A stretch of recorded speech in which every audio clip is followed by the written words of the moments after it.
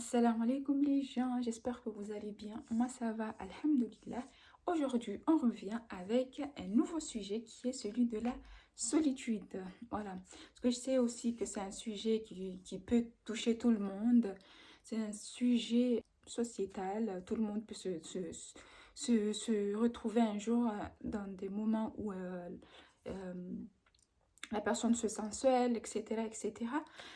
Et du coup, je voulais aborder ce sujet-là aujourd'hui pour voir avec vous qu'est-ce que vous en pensez, qu'est-ce que pour vous est la solitude, est-ce que vous en souffrez et qu'est-ce qui fait que vous en souffrez de cela, etc. Alors, j'ai ma tablette avec moi comme d'habitude. J'ai pris des notes, d'accord? Du coup, qu'est-ce que je voulais dire? Je voulais commencer par dire, la solitude en soi, ce n'est pas une mauvaise chose, d'accord? Ça dépend de comment on l'aperçoit. D'accord? Comment on l'aperçoit, ça dépend aussi, je pense, de notre vécu par rapport à elle. Mais en soi, c'est pas forcément une mauvaise chose. D'accord? Donc, si par exemple, vous n'aimez pas la solitude, il faut chercher la raison pour laquelle vous ne l'aimez pas, pour que vous puissiez pour que vous puissiez traiter cela. Pourquoi? Parce que moi, je suis quelqu'un, la solitude n'a jamais été un problème pour moi. Bon, je mens un peu quand je dis jamais. J'avoue que quand j'étais adolescente et tout, j'avais du mal à rester seule. J'avais tout le temps ce besoin-là chez mes amis, d'aller passer des moments avec eux, etc., etc. J'avais du mal à rester chez moi à la maison. Et je sais que ma mère n'aimait pas du tout ça. Ma mère, elle fait partie de celles qui disent je viens chez toi, toi aussi tu dois venir chez moi. D'accord? Donc moi, quand j'étais adolescente, j'aimais trop aller chez mes amis, aller m'amuser, etc., etc. Et ma mère, elle me disait tout le temps, ok, tu vas chez elle, c'est bien, mais elle aussi, elle doit venir chez toi aussi pour te voir. Et parfois, elle se fâchait, elle se disait, non mais attends, à chaque fois, c'est toi qui vas chez elle. Eux, c'est très rare qu'elle se déplace pour venir chez toi, c'est pas normal, reste chez toi et tout. Et moi, je me souviens que je faisais la tête, j'étais là, je faisais la tête en mode, mais c'est pas grave parce que pour moi, en fait, c'était pas grave qu'elle ne vienne pas chez moi. Pour être honnête, je m'en foutais. Tant que moi, j'allais chez eux, et je passais des bons moments avec eux, bah, c'était comme ça. Moi, ça me dérangeait pas personnellement. Mais j'avoue qu'avec l'âge, là maintenant, avec plus de maturité, je mets entre guillemets parce que, hein, maturité, il y a maturité, hein, je pense comprendre en fait ce qu'elle voulait dire par là. Je pense ce qu'elle voulait dire par là, c'est bien de prendre des nouvelles des autres, c'est bien d'aller voir les autres. Mais il faut que ça soit mutuel. C'est-à-dire que il faut prendre en compte que genre, l'attention que tu donnes aux autres, genre, il faut pas aller donner de l'attention, aller donner ton énergie, aller donner ton temps à une personne qui n'est pas capable d'en donner aussi, de t'en donner aussi. D'accord? Ou bien qui va juste t'en donner, mais un minimum, vraiment minimum par rapport à ce que tu fais. D'accord? Et du coup, voilà, petit à petit, j'ai commencé à me retirer petit à petit, de ne pas tout le temps aller chez les gens, parce que limite, c'était devenu une obsession. Moi, rester chez moi, ah, Dios mio, c'était vraiment pas, voilà. Et du coup, petit à petit, je me suis retirée, ah là là, le français. Je restais chez moi petit à petit. Et puis, j'ai remarqué par moi-même que, en fait, quand je me suis retirée et je suis restée chez moi, bah, j'étais plus en contact avec les gens que je considérais comme mes amis. Je les rencontrais souvent, parfois, dehors, mais dès que j'ai arrêté d'aller chez eux, eux, ils ne venaient plus chez moi. J'ai remarqué qu'en fait, c'était moi, en fait, qui tenait, si on veut dire, le fil, mais eux, ils avaient déjà lâché depuis longtemps. Et ça, c'est ça ce que ma mère a essayé de me faire comprendre, en fait, mais je ne comprenais pas. Mais dès que j'ai arrêté d'y aller et que je me suis réfugiée chez moi, c'est là où j'ai remarqué. Et quand j'ai remarqué ça, je vais être honnête avec vous, hein, j'ai été un peu déçue, puis je me suis dit, c'est bon. J'ai été j'avoue que j'ai été assez radicale en ce moment-là. Je me suis dit, bah, c'est bon, je veux plus chez les gens. Ça sert à rien d'aller tout le temps voir les gens si eux, ils viennent même pas te voir ou bien ils... Voilà quoi. Comme si je me suis dit, peut-être ils s'en foutent complètement, c'est toi, tu t'attaches aux gens pour rien. Du coup, petit à petit, j'ai commencé à nourrir, si je puis dire, ce sentiment de solitude, si je puis dire. Et jusqu'à ce que ça me faisait plus rien. Genre, je trouvais ça normal d'être tout le temps chez moi, de ne jamais sortir, jamais, c'était un grand mot, mais de ne pas aller chez les gens. Genre, c'est devenu quelque chose de normal pour moi. Donc, parce que je sais qu'il y en a assez difficile encore pour vous, dites-vous que pour qu'une une habitude prenne forme, il faut s'y accrocher, parce que c'est pas quelque chose qui va se faire du jour au lendemain. Il faut que vous vous exercez petit à petit, il faut que vous faites violence, parce que c'est bien d'être entouré, hein. Moi, je suis quelqu'un, j'aime bien être entouré, j'aime bien les gens, j'aime bien partager les choses avec les gens, j'aime bien partager des moments de convivialité avec les autres, mais à un moment donné, j'ai aussi besoin de ce moment de solitude, de ce moment où je m'écarte un peu du monde, d'être dans mon monde aussi. D'accord? Mais être tout le temps, tout le temps, tout le temps avec les gens, tout le temps entouré, tout le temps stimulé, je pense que c'est c'est pas trop bien. Il faut aussi un moment de repos. Il faut aussi, il faut pas habituer ton âme à être tout le temps avec les gens. Pourquoi? Parce que le jour où il y aura plus personne, quand je dis il y aura plus personne, je parle pas forcément de la mort, hein, mais le jour où tu auras besoin d'une personne, où la personne elle est pas là pour une quelconque raison, bah, tu vas souffrir, ça va te faire du mal et tout. Alors que si tu habitues ton âme à, voilà, quand elle est avec les gens que, que l'âme sache profiter, etc., etc., quand je te parle de ton âme, je parle de toi, etc., etc., d'accord? Et quand il n'y a pas les gens qui sachent aussi que c'est normal aussi d'être seul et de pas tout le temps avoir les gens autour de nous. Parce que c'est comme ça, après, euh, certaines personnes développent petit à petit le sentiment de dépendance affective, etc., etc. D'accord? Alors, c'est bien d'avoir des gens autour de soi, c'est bien d'être entouré, c'est pas bien d'être tout le temps toute seule, parce que c'est là où Iblis aussi, il vient avec ses waswas, et puis il vous perturbe l'esprit, et puis etc., etc. D'accord? Pourquoi je conseille d'avoir des moments de solitude? C'est-à-dire que peut-être une fois par mois, si par exemple vous avez pas le choix, peut-être vous êtes marié, peut-être vous avez des enfants, peut-être vous vivez chez votre parent, peut-être voilà, ce qui fait que à chaque fois vous allez être entouré, mais cherchez quand même un moment, je sais pas, 1 heure par semaine, 1 heure, bon, voilà quoi, ou bien voilà, une journée dans le mois, je sais pas, chercher un moment où vous savez que vous pouvez être bien consciente ou conscient de vous-même, prendre le temps de vous écouter, voilà. Pourquoi? Parce que être tout le temps stimulé, comme je dis, c'est pas trop ça, c'est pas trop bien. Parce que vous vous oubliez vous-même, parce que vous êtes tout le temps dans l'esprit de groupe, et c'est comme si vous créiez une certaine distance aussi, quelque part, hein. Je dis pas, voilà, je suis pas psy ni autre chose, mais c'est la manière dont je vois les choses. C'est comme si vous créiez une certaine distance euh, avec vous-même, parce que vous vous donnez jamais le temps d'être avec vous-même. Vous êtes tout le temps là, vous voulez tout le temps être avec quelqu'un, tout le temps avec une personne. Vous sortez avec, il doit tout le temps y avoir une personne. Vous êtes chez vous, il doit tout le temps y avoir une personne. Vous voulez vous exprimer de je sais pas quoi, il doit tout le temps y avoir une personne. Sachez qu'il y a Allah qui est là, vous pouvez aussi vous exprimer avec Allah. D'accord? Pas tout le temps avec l'être humain, l'être humain. Pourquoi?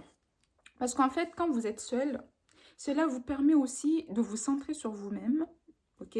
De vous faire ce qu'on appelle en arabe la muhasaba, si je ne dis pas n'importe quoi, c'est-à-dire l'examen de conscience, de voir d'examiner votre journée, d'examiner votre manière de voir les choses, d'examiner votre comportement en fonction de tel ou tel contexte. Ça vous permet de vous connaître un peu aussi. D'accord? Je sais que parfois, c'est difficile en fait de revenir sur soi et de se rendre compte de certaines caractéristiques un peu pas beau, beau, beau, beau, beau, à voir chez nous. Mais c'est nécessaire pour qu'on puisse évoluer. Parce que si on ne se pose pas de questions, si on ne revient pas vers soi voilà, pour dégager, si j'ose dire, les mauvaises choses ou attitudes qui nous habitent et qu'on est là, on refoule, bah, on risque de pas trop évoluer au niveau de notre comportement, au niveau voilà, de notre morale, etc. Humainement parlant, ça risque de nous bloquer. Et le truc, c'est quoi? C'est que moi, je pense que le diable, Iblis, ça l'arrange qu'on soit tout le temps stimulé, tout le temps avec les gens, tout le temps stimulé. Pourquoi? Parce que justement, ça nous éloigne un peu de ce moment avec nous-mêmes, de ce moment où on devrait s'affronter avec nous-mêmes et se regarder dans le miroir et se dire ce qui va et ce qui va pas. Voilà, surtout ce qui va pas. D'accord? Et à ce moment-là, j'ai l'impression que c'est un nafsil lawama, si je dis pas n'importe quoi, l'âme qui se blâme, d'accord? Qui peut, en ce moment-là, quand tu es seul, il peut prendre place. Parce que là, il n'y a pas trop, il y a pas de stimuli. Il n'y a pas de stimuli partout qui te... Voilà quoi. Là, c'est toi et toi. Donc là, l'âme qui blâme, al-nafs al-lawama, il est là. L'âme, elle est là, elle te fait comprendre, ah oui, t'as dit ça, je pense que t'aurais pas dû dire ça. T'as agi de cette manière-là, je pense que la prochaine fois, c'est pas bien. Et ça te fait réfléchir à ta manière d'être, à ta manière de voir le monde, de faire les choses, d'accord? Pour ensuite pouvoir faire mieux après. Bien sûr, tu vas pas faire ça le jour au lendemain. Si tu as un caractère un peu chiant, c'est pas le jour au lendemain que tu vas réussir à le changer.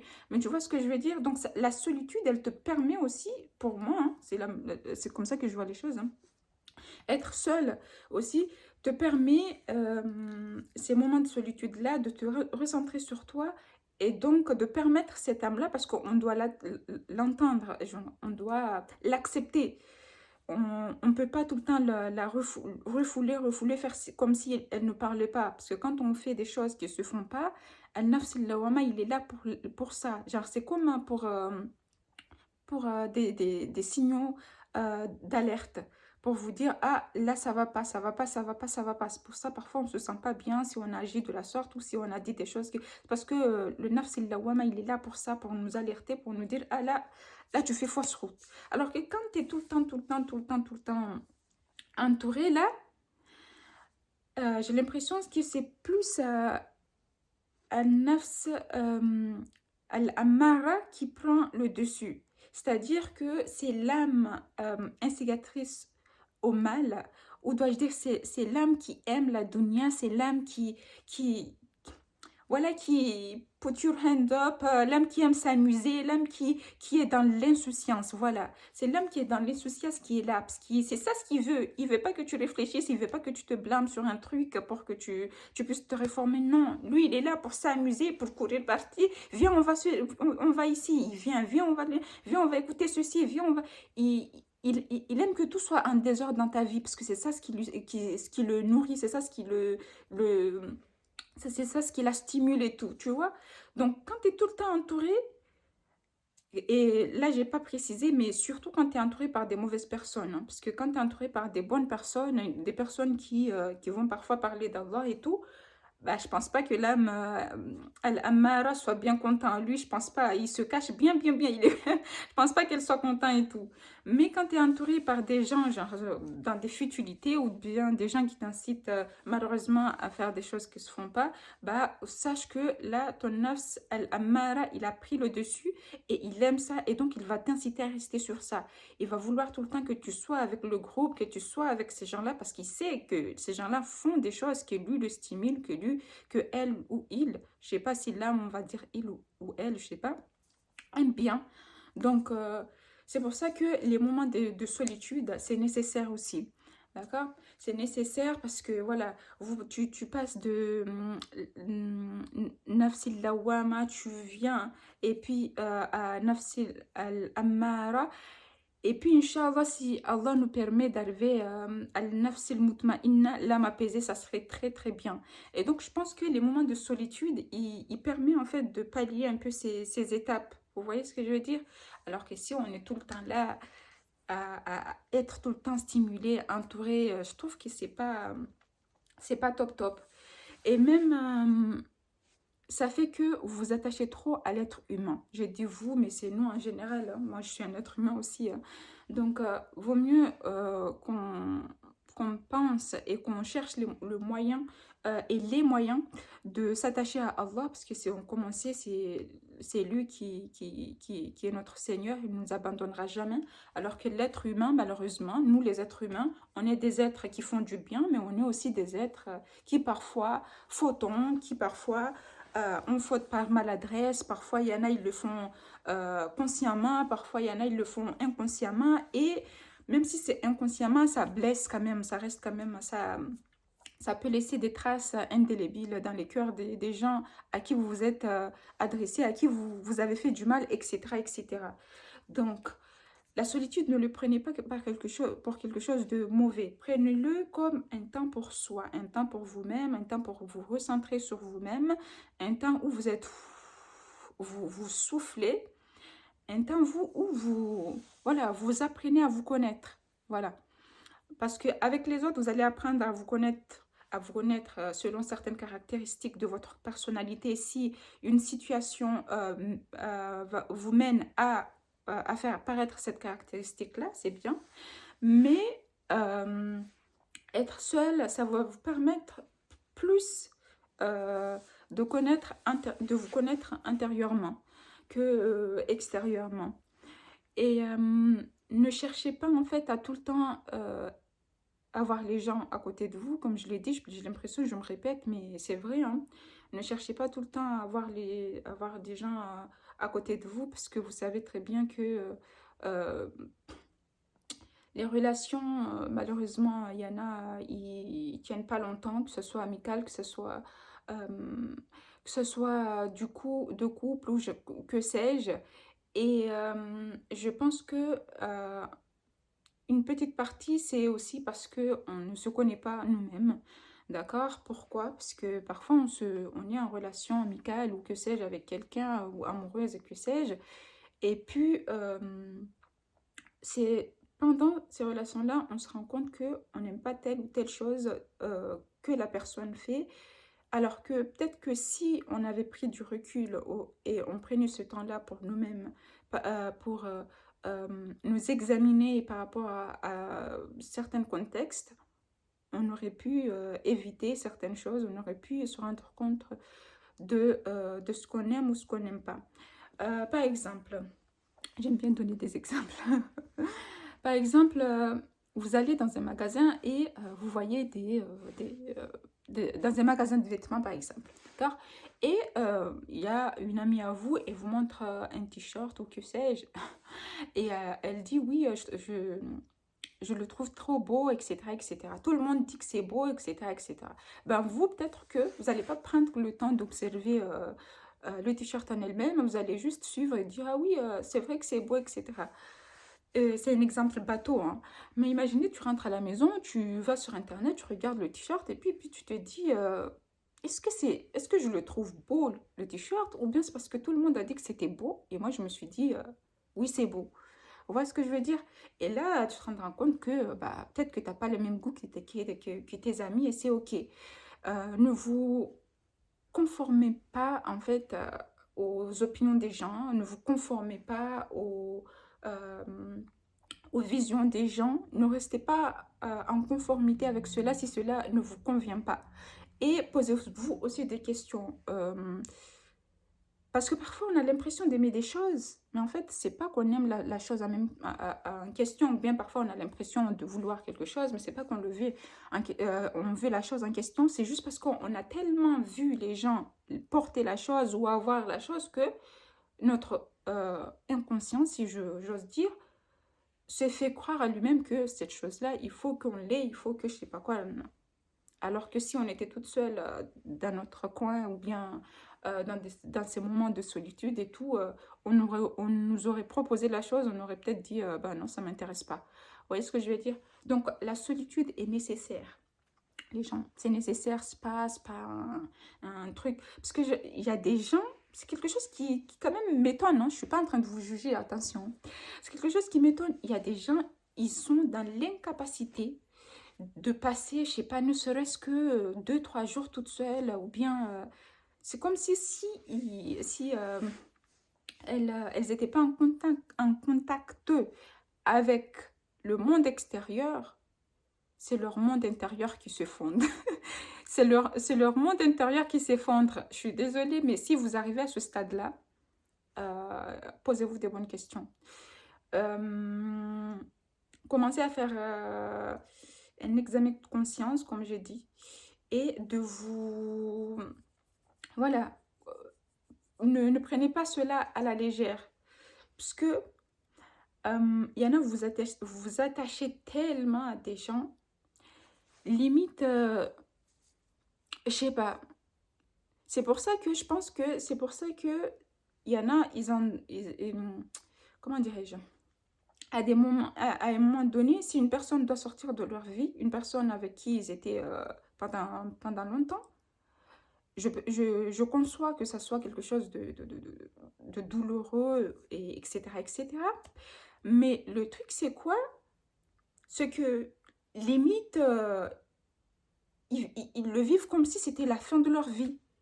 Mais les gens, c'est des êtres humains. Les êtres humains, ça va et ça vient. D'accord?